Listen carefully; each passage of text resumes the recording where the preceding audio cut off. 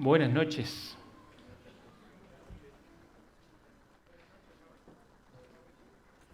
Qué lindo que es cuando ya la alabanza nos ha ministrado, ¿verdad? Y esos pensamientos que Martín compartía entre canción y canción, la verdad que han hecho elevar nuestras almas, ¿no? Por lo menos a mí me pasó eso y espero que a muchos de nosotros o a todos. Y siempre es una bendición y una responsabilidad compartir la palabra de Dios, que lo hacemos con alegría pero en dependencia de Dios, ¿eh? Como hoy de mañana hablábamos, que es imposible para el ser humano hacer la obra de Dios. La tiene que hacer Dios a través de nosotros. Y Él quiere hacerlo, ¿no? Y también es importante cómo ponemos nuestros corazones al recibir su palabra, ¿no? Y que estemos dispuestos a escucharle con atención lo que Él nos habla y nos desafía. Quiero empezar contándole un cuento oriental, no oriental del Uruguay, sino oriental muy lejos, ¿no? Que seguramente alguno de ustedes ya conoce, pero no por eso tiene menos impacto. Dice así: vivía en Bagdad un comerciante llamado Saguir, hombre culto y juicioso. Tenía un joven sirviente, Ahmed, a quien apreciaba mucho. Un día, mientras Ahmed paseaba por el mercado de tienda en tienda, se encontró con la muerte, que le miraba con una mueca extraña. Asustado, echó a correr y no se detuvo hasta llegar a casa. Una vez allí, le contó a su señor lo ocurrido y le pidió un caballo, diciendo que se iría a Samarra, otra ciudad, donde tenía unos parientes, para de ese modo escapar de la muerte. Saguir no tuvo inconveniente en prestarle el caballo más veloz de su cuadra y se despidió diciéndole que si forzaba un poco la montura, podría llegar a Samarra esa misma noche. Cuando Ahmed se hubo marchado, Saguir se dirigió al mercado y al poco rato encontró a la muerte paseando por los bazares. ¿Por qué has asustado a mi sirviente?, preguntó a la muerte. Tarde o temprano te lo vas a llevar. Déjalo tranquilo mientras tanto. No era mi intención asustarlo, se excusó ella, pero no pude ocultar la sorpresa que me causó verlo aquí, pues esta noche tengo una cita con él en Samarra. Tremendo el cuento, y que nos habla de algo, una sabiduría de los siglos, ¿no? Del ser humano, que ha entendido que hay algo que es inexorable para todos, ¿no? Y que es la muerte, ¿no? Y esa es una certeza que tenemos todos los que estamos aquí, grandes y chicos. Todos somos mortales, ¿no? Si el Señor no viene antes, todos veremos la muerte venir, ¿no? Un día nuestro tiempo de vida va a finalizar y no estaremos más. Y ninguno de nosotros sabe cuál será ese día. Hace algunos años, algunos predicadores decían que uno tenía que hablar como de moribundo a moribundo, ¿no? Y esto era, bueno, en sentido figurado, sin duda, pero tenía mucho de verdad, ¿verdad? Porque de alguna manera, cada uno de nosotros, cada día que pasa, está más cerca del fin. Y esto no es una exageración, realmente es así, ¿no? No lo digo porque yo esté solamente cerca ahí al borde del medio siglo, ¿no? Sino, y que uno empieza a pensar en muchas cosas, ¿no? Sino porque realmente esta es una verdad que uno no puede cuestionar, ¿no? Ya esa simple realidad, que viene del sentido común, tendría que bastar para hacernos reflexionar. Estoy con vida, la muerte es segura, y yo no sé cuándo va a ocurrir. Ahora, todo el esfuerzo del sistema que llamamos mundo está en que nosotros no pensemos, ¿eh?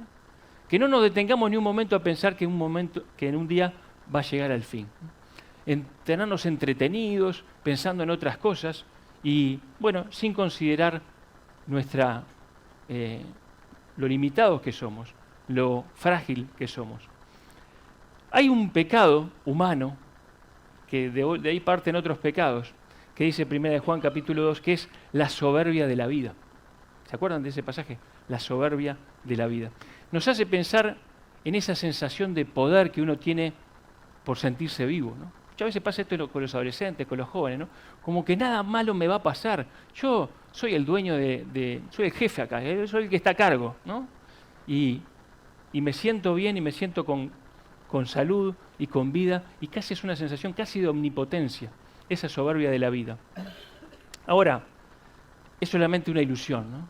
Porque nuestra vida es frágil, es volátil. Pensaba cuando meditaba en estas cosas, ¿cuándo fue que yo empecé a entender eso en forma patente, ¿no?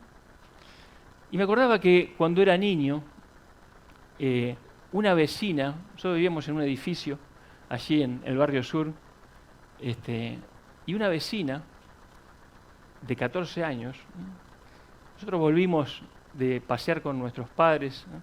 Y una vecina de 14 años había perdido la vida en un accidente de tránsito, ¿no? 14 años. ¿no? Y a mí eso me provocó un poco un tembladeral, podría decir, ¿no? Oye, ¿cómo tan joven uno se puede ir de este mundo?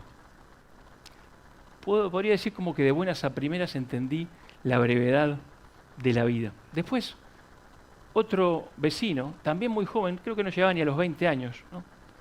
Le decían Canela ahí. Era un joven que se vestía de cuero, ropa de cuero, negro, pelo largo, rock pesado, ¿no? Y uno lo veía ahí, rebelde contra todo, y de pronto contrajo cáncer. Y unos meses después también perdió la vida, murió. Y uno dice, ¿pero cómo? Tan joven. Después, pasado el tiempo, ya había conocido al Señor, conversando con su hermano, me contó que en esos últimos meses había buscado al Señor y lo había encontrado, ¿no? Y su hermano se había convertido por el testimonio de él. Tremendo, una historia muy linda. Pero en ese momento, cuando pasó, yo no sabía. Ahí me di cuenta que, aunque no quería pensar mucho en ello, la vida era algo que se podía ir en cualquier momento. Ahora yo te pregunto, ¿qué pasaría si vos supieras exactamente cuándo se va a terminar tu vida? ¿Qué pasaría? ¿Alguna vez te pusiste a pensar en eso? ¿Sería algo que te haría bien o sería algo que te perjudicaría en realidad? Si vos supieras exactamente qué día vas a morir, ¿cuánto tiempo te queda con exactitud? ¿Te haría bien o te haría mal? Miren, hubo una persona en la Escritura que supo cuándo iba a morir. Es más, lo supo 2 veces. Y vamos a leer un poco de su historia, ¿no? Vamos a partir de ahí, después vamos a ir a otros pasajes. Segundo de Reyes, capítulo 20. Esa persona se llamó Ezequías, el rey Ezequías. Allí encontramos su historia. Dice Segundo de Reyes, capítulo 20, en aquellos días Ezequías cayó enfermo de muerte, y vino a él el profeta Isaías, hijo de Amós, y le dijo, Jehová dice así, ordena tu casa, porque morirás y no vivirás. Entonces él volvió su rostro a la pared y oró a Jehová y dijo, te ruego, oh Jehová, te ruego que hagas memoria de que he andado delante de ti en verdad y con íntegro corazón, y que he hecho las cosas que te agradan. Y lloró Ezequías con gran lloro. Y antes que Isaías saliese hasta la mitad del patio, vino palabra de Jehová a Isaías diciendo, vuelve, y di a Ezequías, príncipe de mi pueblo, así dice Jehová, el Dios de David tu padre, yo he oído tu oración, y he visto tus lágrimas, y aquí que yo te sano, al tercer día subirás a la casa de Jehová, y añadiré a tus días 15 años, y te libraré a ti y a esta ciudad de mano del rey de Asiria, y ampararé esta ciudad por amor a mí mismo y por amor a David, mi siervo. Hasta allí. Qué tremendo, ¿no? Ezequías tuvo la certeza absoluta de que había llegado el momento de su muerte, cuando empieza el pasaje. Vino Isaías, profeta de Dios, y le dijo, de parte del Dios creador, mira, ordena tu casa, ordena tus cosas, porque se te terminó el tiempo, ¿no? ¿Qué pasaría? ¿Qué harías vos si tuvieras un anuncio así. Probablemente haríamos como hizo Ezequías, ¿no? Lloró, se angustió, oró a Dios, él era un buen rey, y le pidió una prórroga, porque él quería vivir, como cualquiera de nosotros, ¿verdad? Señor, quiero vivir más, quiero vivir más. Y aquí que Dios le escuchó.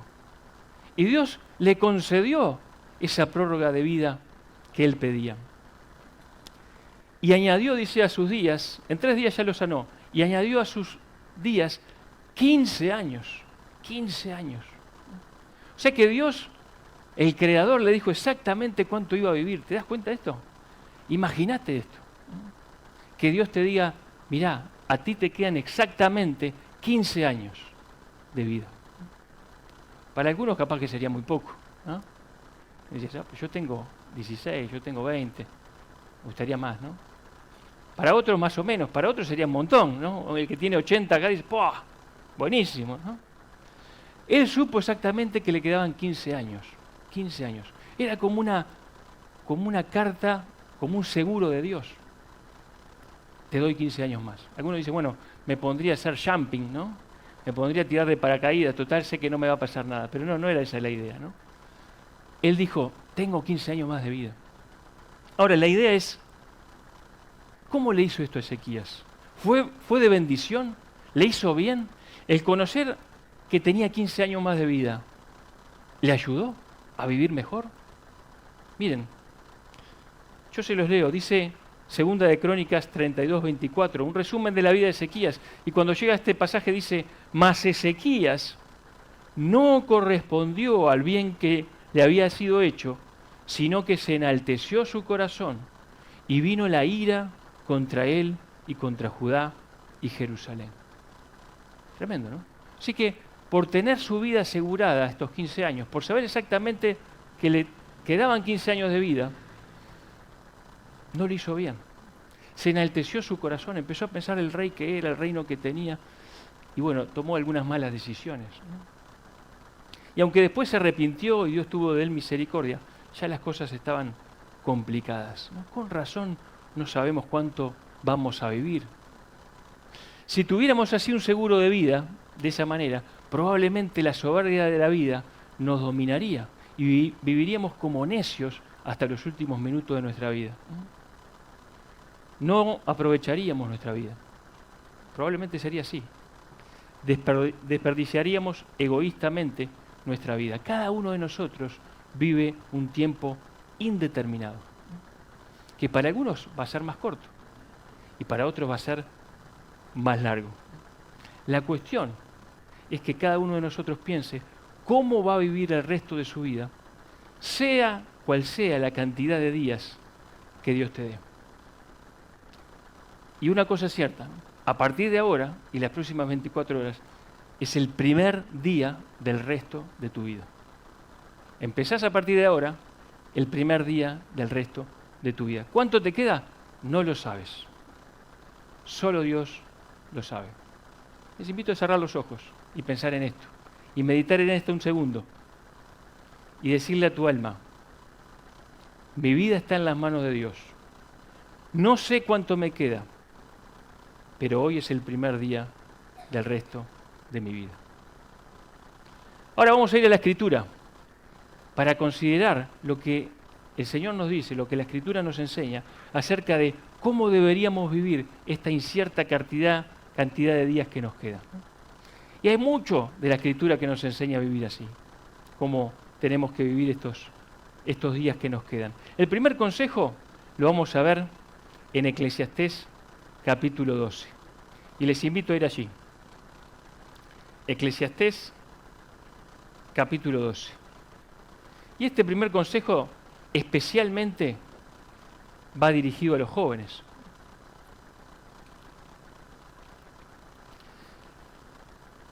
Especialmente va dirigido a los jóvenes. Salomón, el hombre más sabio que pisó la tierra, Dios le dio esa sabiduría. Y él escribe esta palabra. Capítulo 12, versículo 1 al versículo 7. Vamos a poner el sentido y a escuchar con atención lo que dice Salomón. Dice, acuérdate de tu Creador en los días de tu juventud, antes que vengan los días malos y lleguen los años en los cuales digas, no tengo en ellos contentamiento. Antes que se oscurezca el sol y la luz y la luna y las estrellas y se vuelvan las nubes tras la lluvia, cuando temblarán los guardas de la casa y se encorvarán los hombres fuertes y cesarán las muelas porque han disminuido y se oscurecerán los que miran por las ventanas y las puertas de afuera se cerrarán por lo bajo del ruido de la muela, cuando se levantará a la voz del ave y todas las hijas del canto serán abatidas, cuando también temerán de lo que es alto y habrá terrores en el camino y florecerá el almendro y la langosta será una carga y se perderá el apetito porque el hombre va a su morada eterna y los endechadores andarán alrededor por las calles. Antes que la cadena de plata se quiebre y se rompa el cuenco de oro y el cántaro se quiebre junto a la fuente y la rueda sea rota sobre el pozo y el polvo vuelva a la tierra como era y el espíritu vuelva a Dios que lo dio. Acuérdate de tu Creador. Dice, o había dicho en los versículos anteriores, la adolescencia y la juventud son vanidades, el predicador, ¿no?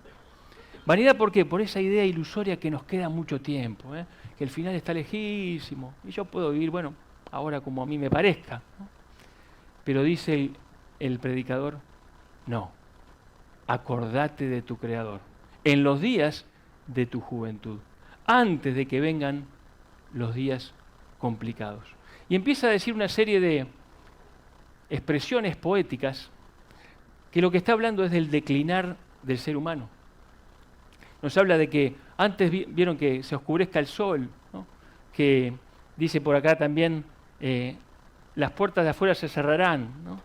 Está hablando de que cuando uno no puede ver, cuando uno no puede comer bien, dice que el ruido de la muela, ¿no? Cuando ya no funcionan tan bien, ¿no? Los masticadores, ¿no?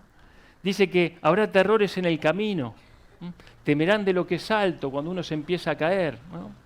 Dice acá, la langosta será una carga, ¿no? Todo nos pesa, ¿no? Y está hablando en una forma poética muy, muy expresiva del declinar del ser humano, de ese desgaste del cuerpo. Uno ya no escucha los cantos, dice, ¿no? Todo va en un declinar, ¿no?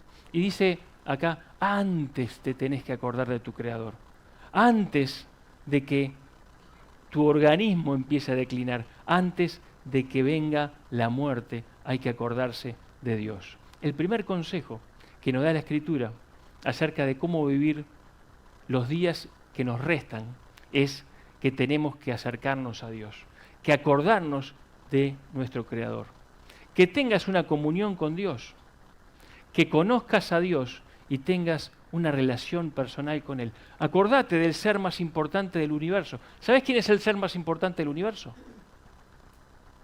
No sos vos, ¿no? No soy yo, es Dios, ¿no? Acordate de tu Creador. Así que lo primero que tenemos que hacer para vivir bien el resto de nuestra vida, el resto de nuestros días, es acordarnos de nuestro Creador. Si aún no le has conocido, si hay acá alguno de los que está entre nosotros o escuchando por internet, ¿no?, que todavía no le ha conocido, debes conocerle. Porque como dice aquella frase, podés vivir una vida sin Cristo, pero vaya, no podés morir sin Cristo.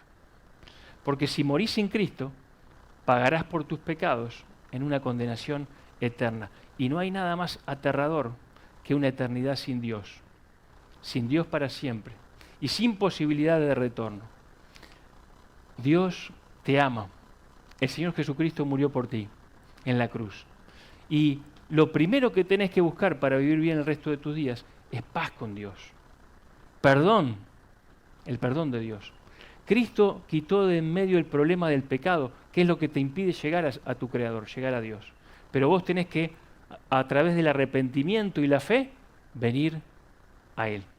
Acordate de tu Creador ahora, porque no sabes cuántos días te quedan. Acordate ahora de tu Creador. Pero para aquellos que ya le conocemos, también acordate de tu Creador, acordate de Dios. Tenés que estar más cerca de Él. Tenés que buscar la comunión con Él. Miren, conocer a Dios va a ser tu principal actividad y deleite en los próximos 100.000 millones de años, ¿no? Así que sería algo bueno, sabio, conveniente, que desde ya estés conociendo su bendita persona.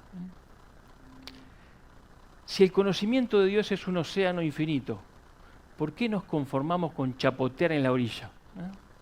Y estamos toda nuestra vida chapoteando en la orilla, en la orilla del conocimiento de Dios, ¿no? Pero Dios quiere que boguemos mar adentro y le conozcamos más. Así que el primer consejo grande de la Escritura para vivir nuestros días que nos quedan es: acordate de tu Creador. Procura el perdón de Dios y la comunión con Él. Acuérdate de tu Creador. Pero también hubo en la persona, en la Escritura, otra persona que supo cuándo iba a morir, o más bien supo cuánto iba a vivir. Y ese fue el apóstol Pedro. ¿Por qué le digo esto?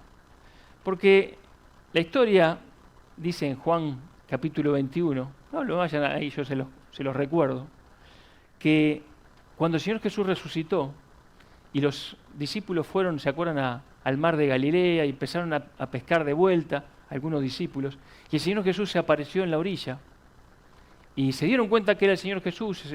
Pedro se tiró al agua y todos vinieron allí con lo que habían pescado en esa pesca milagrosa, en esa segunda pesca milagrosa.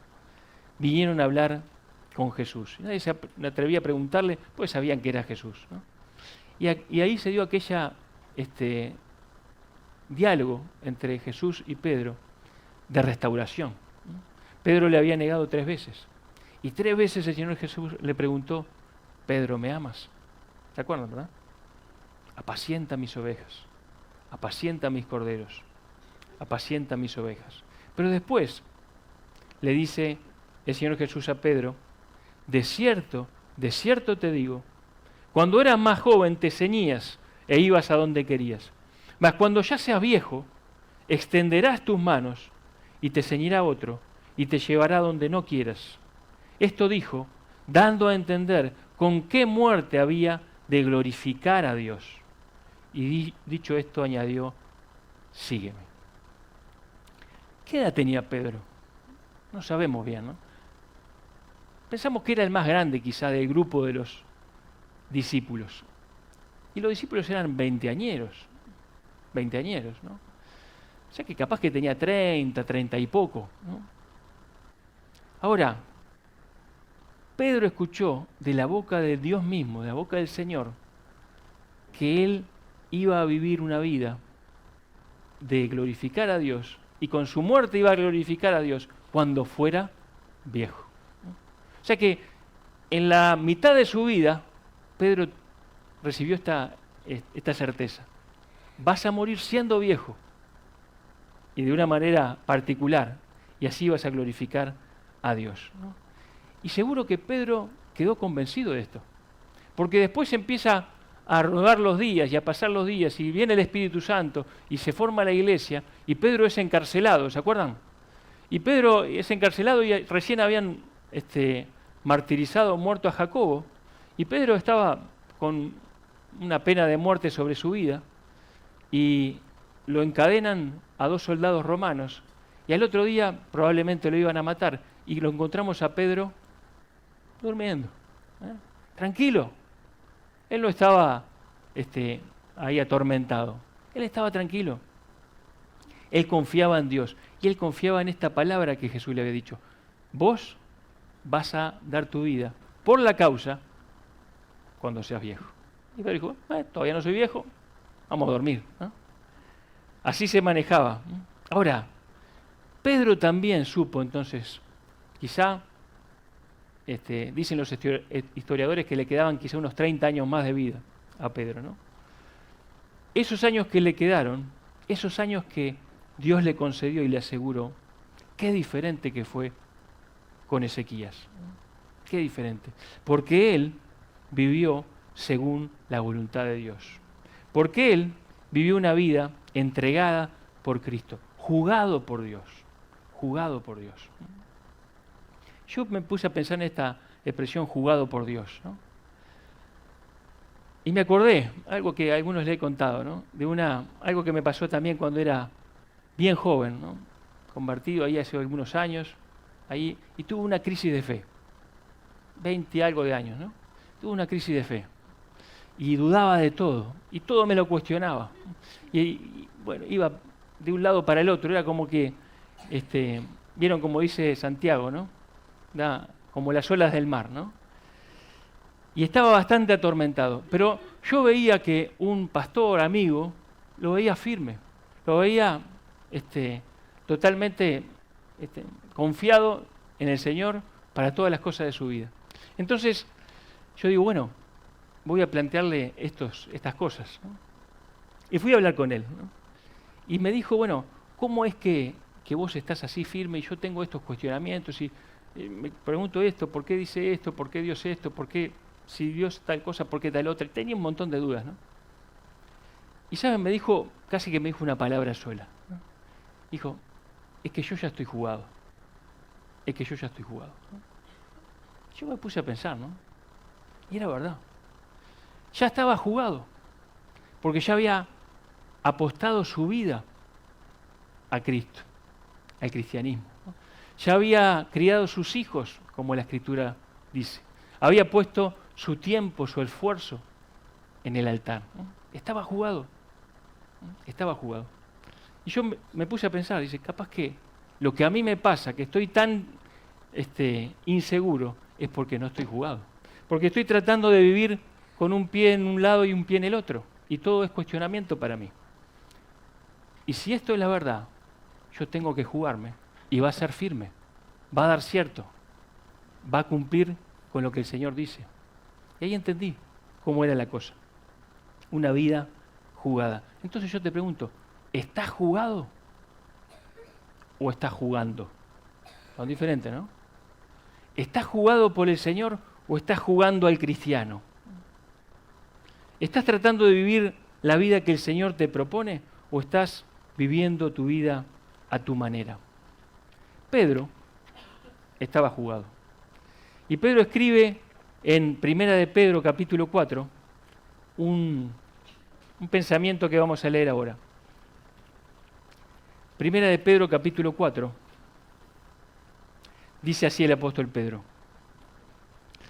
puesto que Cristo ha padecido por nosotros en la carne, vosotros también armaos del mismo pensamiento.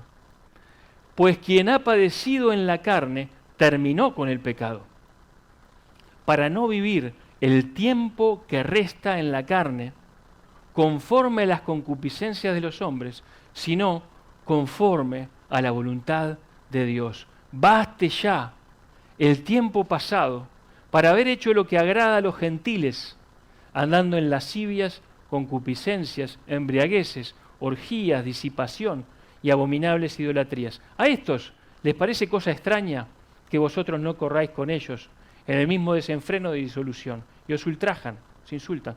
Pero ellos darán cuenta al que está preparado para juzgar a los vivos y a los muertos.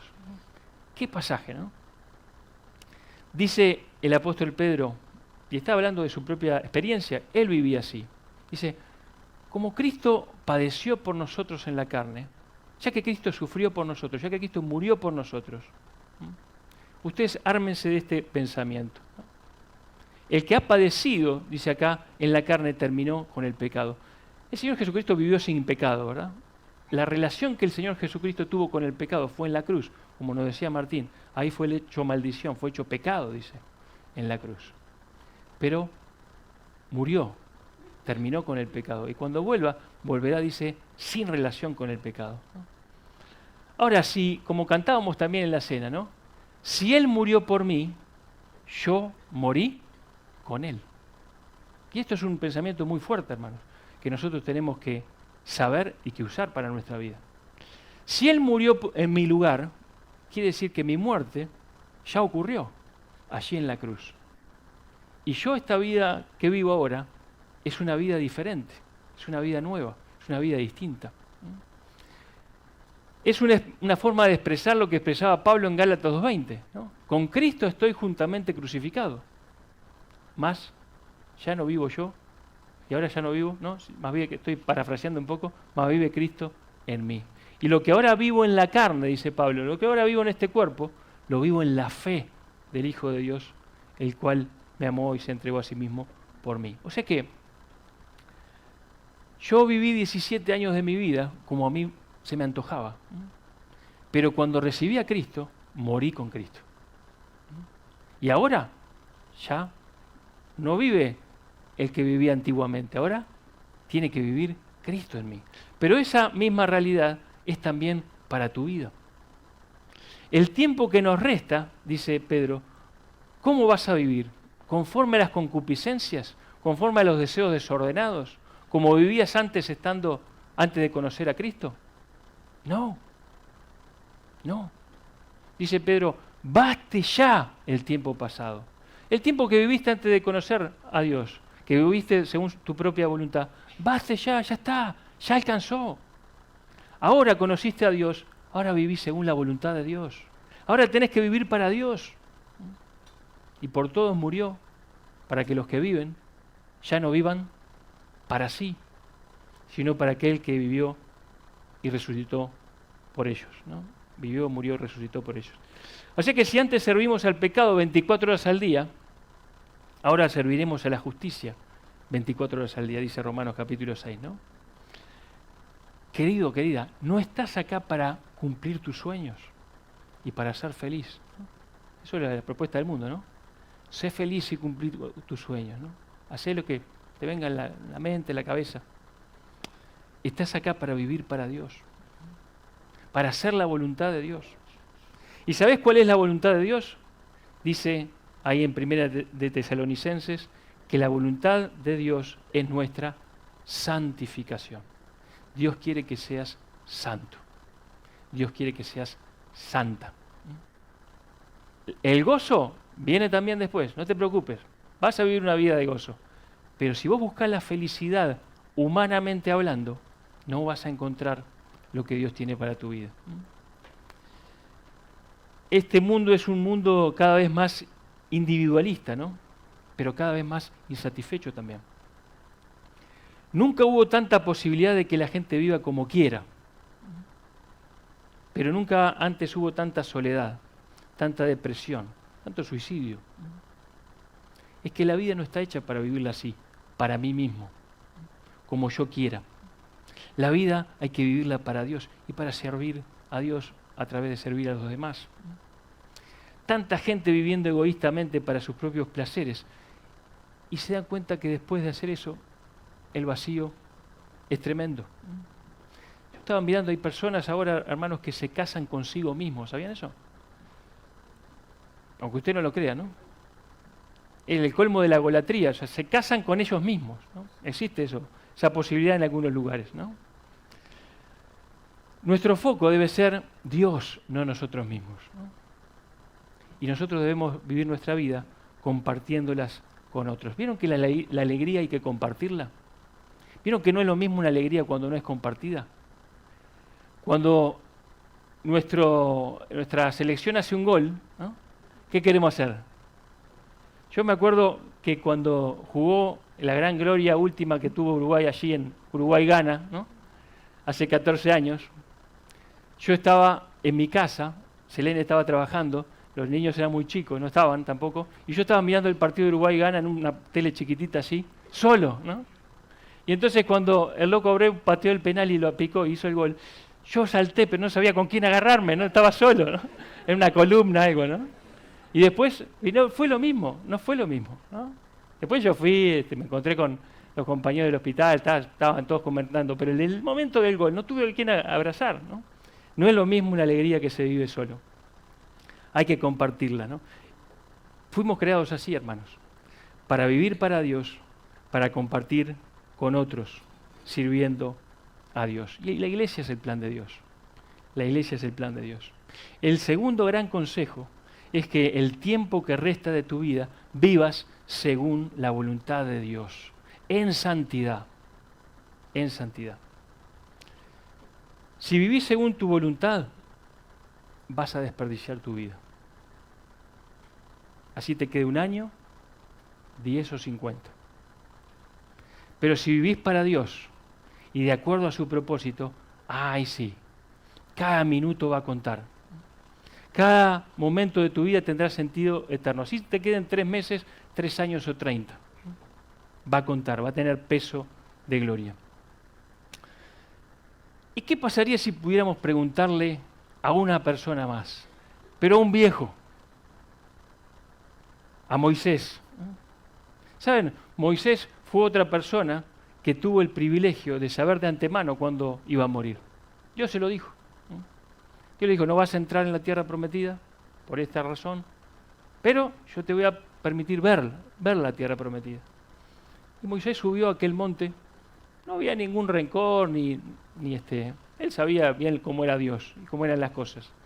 Él estaba pensando en la ciudad celestial seguramente, ¿no? Pero ahí dice, yo se los leo en Deuteronomio 34, dice, murió allí Moisés, el versículo 5, siervo de Jehová, en la tierra de Moab, conforme al dicho de Jehová, y lo enterró en el valle, Dios lo enterró, en la tierra de Moab, enfrente de Bet-peor, y ninguno conoce el lugar de su sepultura hasta hoy. Era Moisés de edad de 120 años cuando murió. Sus ojos nunca se oscurecieron, ni perdió su vigor. Y lloraron los hijos de Israel a Moisés en los campos de Moab 30 días, y así se cumplieron los días del lloro y del luto de Moisés. Y Josué, hijo de Nun, fue lleno del espíritu de sabiduría, porque Moisés había puesto sus manos sobre él, y los hijos de Israel le obedecieron e hicieron como Jehová mandó a Moisés. Moisés dejó un legado, dejó un ejemplo a seguir, dejó un sucesor, ¿no? Un modelo de fidelidad. Y nosotros estamos llamados, hermanos, a hacer lo mismo, a dejar un legado, a dejar un ejemplo, que nos puedan recordar, pues fuimos fieles, dice una canción, ¿no? Cuando Moisés partió, ya había dejado un sucesor y un pueblo que conocía a Dios y, bueno, sabía cómo acercarse a Él. Moisés, dice la Escritura, dice en Hebreos, que se sostuvo como viendo al invisible. Y Moisés escribe, y esto sí vamos a leerlo, en Salmo capítulo 90, en Salmo 90, dice en el versículo 10, yo no sé cuánta edad tenía Moisés cuando escribió esto. No se sabe, ¿no? Pero miren lo que dice Moisés, dice, los días de nuestra edad son 70 años, y si en los más robustos son 80 años. Con todo, su fortaleza es molestia y trabajo, porque pronto pasan y volamos. ¿Quién conoce el poder de tu ira y tu indignación según que debe ser temido? Enséñanos de tal modo a contar nuestros días que traigamos al corazón sabiduría. Siempre la Escritura se refiere a días, ¿no? Nosotros vivimos de día en día, ¿no? Cada día es diferente, basta cada día su propio afán, ¿no? Y dice después el versículo 16, aparezca en tus siervos tu obra y tu gloria sobre sus hijos. Él estaba pensando en la generación que seguía. Sea la luz de Jehová nuestro Dios sobre nosotros y la obra de nuestras manos confirma sobre nosotros. Sí, la obra de nuestras manos confirma. Estaba pensando en sus hijos, estaba pensando en las generaciones venideras. Y por eso contaba sus días con sabiduría. Y esta era su oración, que el legado quedara. ¿Saben? No hay que ser un viejo necesariamente para dejar un legado. Piensen en Jim Elliot, por ejemplo, ¿no? Y sus compañeros allí en la selva de Ecuador, ¿no? Conocemos también la historia de Amy Carmichael, ¿no? Aquella mujer jovencita que fue a la India y salvó niñas de la prostitución ritual. ¿Y cuántas vidas cambió y transformó? Y dejó un legado, ¿no? Tantos creyentes, hombres y mujeres, que vivieron para Dios y dejaron un legado. Aún siendo jóvenes, quizá partieron y dejaron un legado. Los apóstoles eran veinteañeros, como dijimos, ¿no? Pablo dejó el legado a la iglesia y a Timoteo le dice que el tiempo de su partida estaba cercano y que había peleado la buena batalla. Queridos, lo que tenemos que hacer con los días que nos restan, sea cual sea el tiempo que nos reste, es pelear la buena batalla de la fe. Pablo dijo, para mí el vivir es Cristo y el morir es ganancia. Un hombre de Dios, una mujer de Dios, que saben que le queda mucho o poco, pero sabrán vivir para Dios esos días. Y el apóstol Pablo dice, por tanto no desmayamos. Antes, aunque nuestro hombre exterior se va desgastando, el interior no obstante se renueva de día en día. Porque esta leve tribulación momentánea produce en nosotros un cada vez más excelente y eterno peso de gloria. No mirando nosotros las cosas que se ven, sino las que no se ven. Pues las cosas que se ven son temporales, pero las que no se ven son eternas. Si vivimos para lo eterno, estaremos dejando un ejemplo, un legado para las futuras generaciones. Pablo pudo decir, voy a la gloria, voy a la recompensa. Había vivido también como viendo al invisible. Él miraba las cosas que no se ven. Apuntaba su vida a lo que no se ve, a las cosas de arriba. Dijo C.S. Lewis, ya vamos terminando, dice, apunta al cielo y tendrás la tierra por añadidura. Apunta a la tierra y no tendrás ninguna de las dos cosas. Si le preguntáramos a Pablo, Pablo nos diría, no mires lo que se ve, mirá hacia arriba y corre la carrera hasta el fin. Un pensamiento de Yapa. Si supieras que te queda poca vida, ¿seguirías enojado? ¿Seguirías peleado con aquel hermano, con aquella hermana, con aquella persona de tu familia? Si vos estuvieras seguro de que te queda poca vida, ¿mantendrías el rencor? ¿No será hora de pedir perdón? ¿De perdonar? ¿No enseñó eso el Señor Jesús a los pies de la cruz? Padre, perdónalos porque no saben lo que hacen. En el WhatsApp de un hermano querido dice así, haz aquello que quisieras haber hecho cuando mueras. Es muy sabio eso, ¿no? Hoy es el primer día del resto de tu vida. 3 consejos. Acordate de tu Creador. Recibí su perdón, viví en comunión con Él, conocele más y más. En segundo lugar, viví lo que te queda de vida, según la voluntad de Dios y no según los deseos de la carne. Viví jugado por Dios.